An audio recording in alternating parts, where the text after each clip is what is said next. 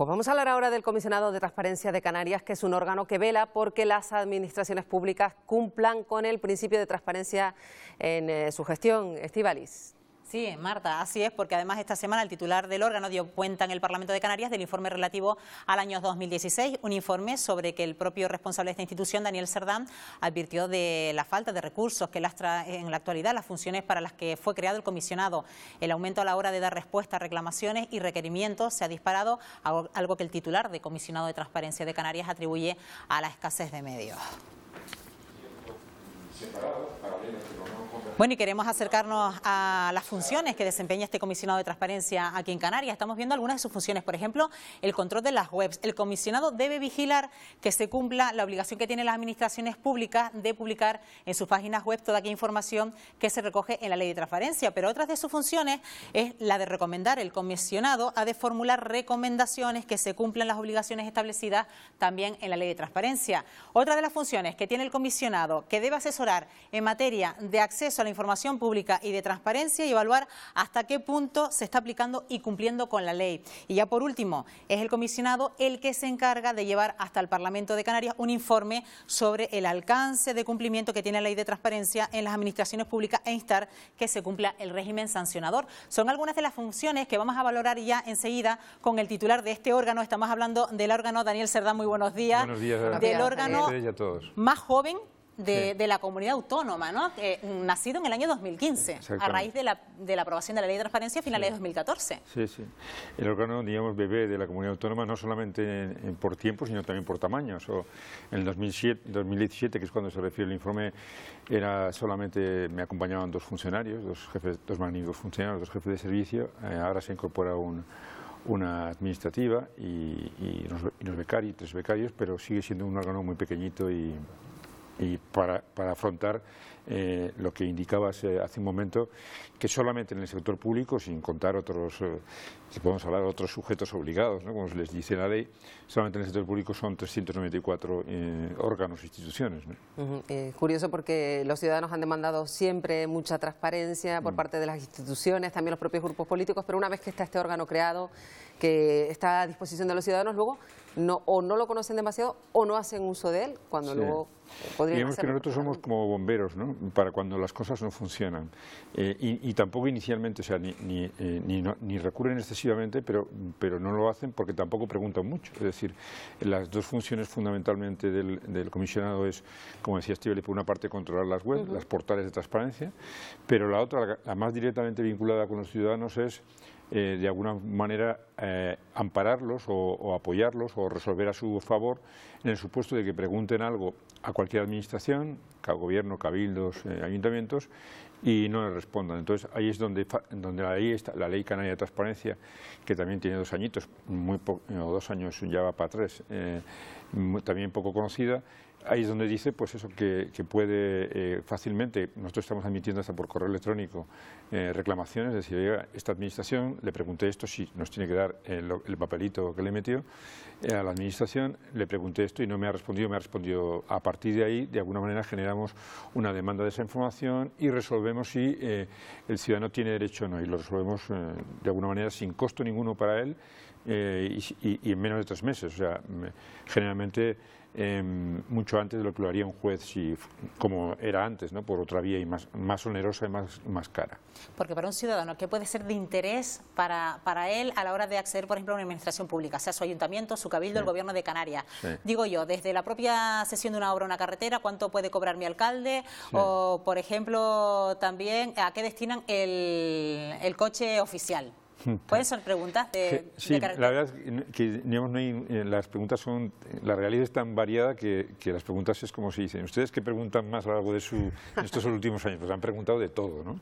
Entonces, en general, si tuviéramos que agruparlas, digamos, el tema por el que más nos reclaman, porque lo que preguntan, hay muchas preguntas fáciles que en teoría pues un ayuntamiento puede responderlo con facilidad y no nos van a llegar a nosotros, pero las más complejas, las que llegan al comisionado como queja, como denuncia, como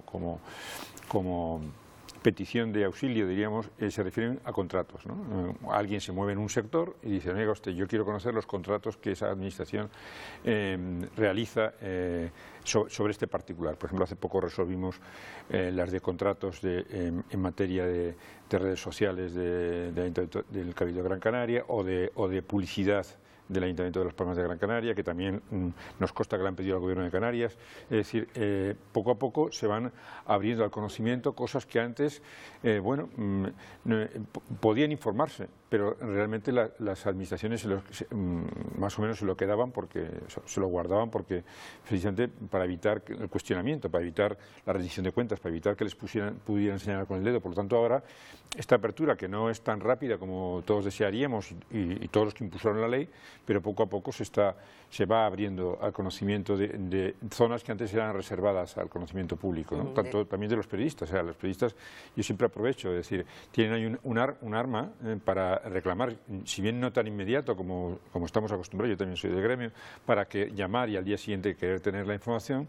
Con la ley de transparencia sí que tienes un mes para presentar una pregunta por escrito, esperar, cierto que no lo tienes para el día siguiente, pero por contra tienen una exclusiva. O sea, y para los partidos de la oposición que se quejan a lo mejor de falta de transparencia por parte de los equipos de gobierno, también es una herramienta. También este año hemos sido, digamos, de los 3 órganos garantes autonómicos que hemos dado amparo a concejales de la oposición o consejeros insulares en los cabildos, que para mí son un poco los héroes de la democracia, porque son personas que dedican mucho tiempo al servicio público, a veces prácticamente con casi nada y ninguna remuneración, y a veces sufriendo ellos o sus familias hasta la incomodidad de que esos ayuntamientos pues les vean como, digamos, no les favorezcan excesivamente cuando hacen cualquier cosa, ¿no? por decirlo suavemente. Entonces, a esas personas que piden información en su municipio, en representación además de los ciudadanos a los que han votado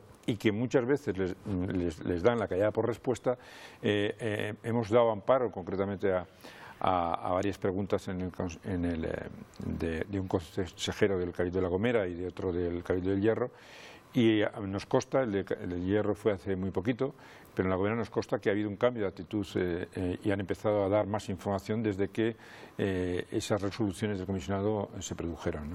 Hablando de los grupos de la oposición, de cualquier administración que puedan requerir información, podemos referirnos a algo muy reciente que ha ocurrido en el Parlamento de Canarias. De hecho, los grupos de la oposición en el Parlamento han precisamente señalado que a su juicio ha habido falta de transparencia en la gestión de la llamada crisis de las microalgas o cianobacterias. ¿Qué se podría haber hecho?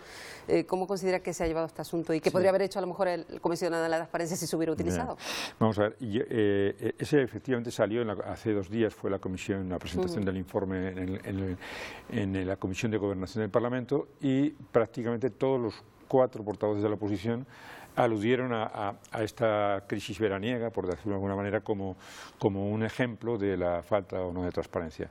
Y yo, en ese momento, digamos,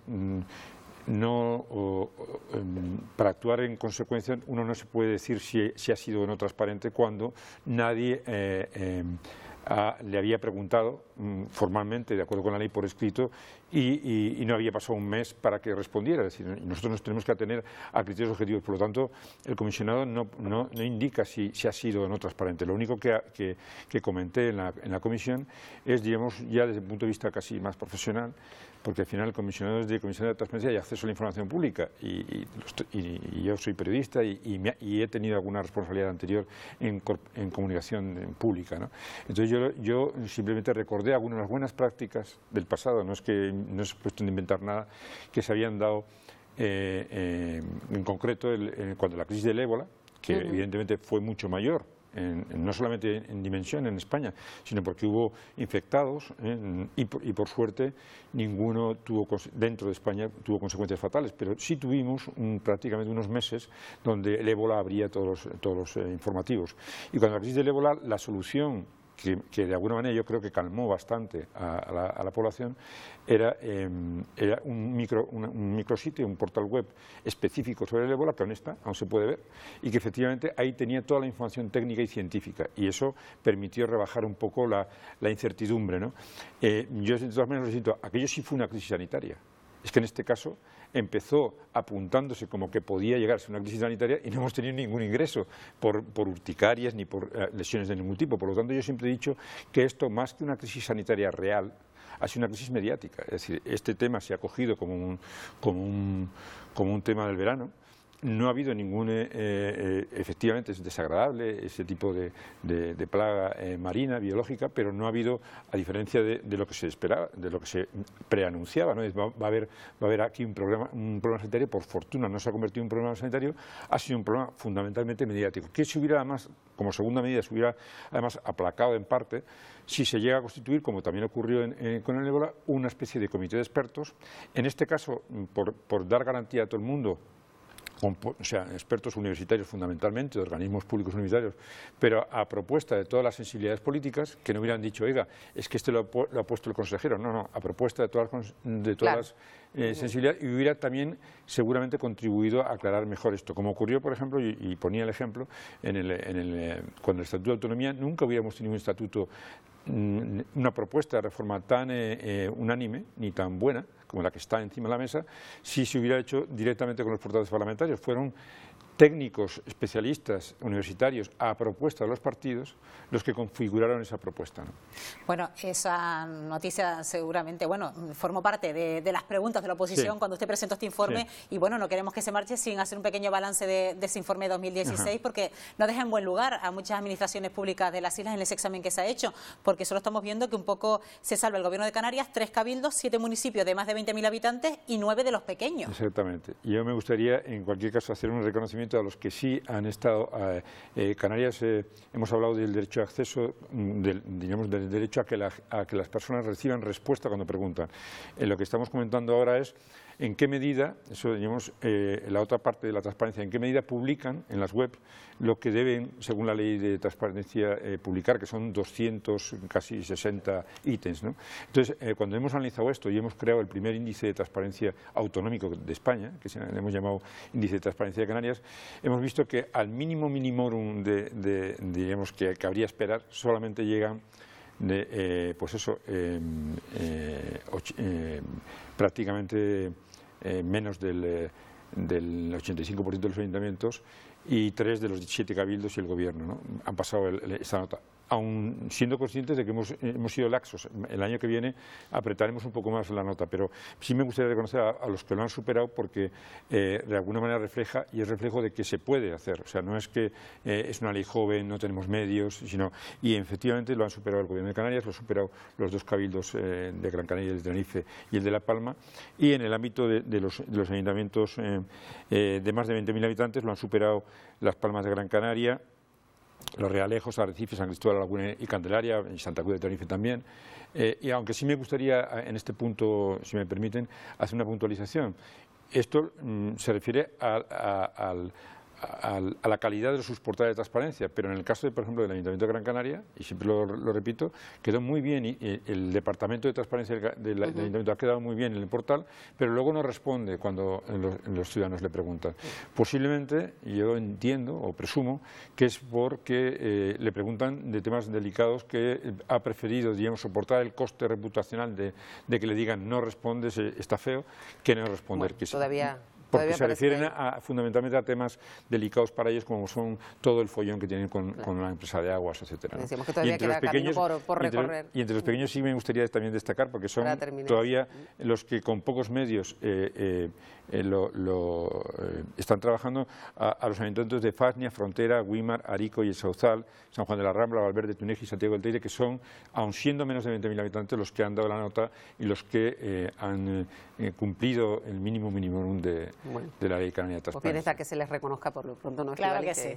Que han participado de este órgano. Daniel Cerdán, gracias por acompañarnos. Gracias a ustedes. Buenos días. Buenos días a todos.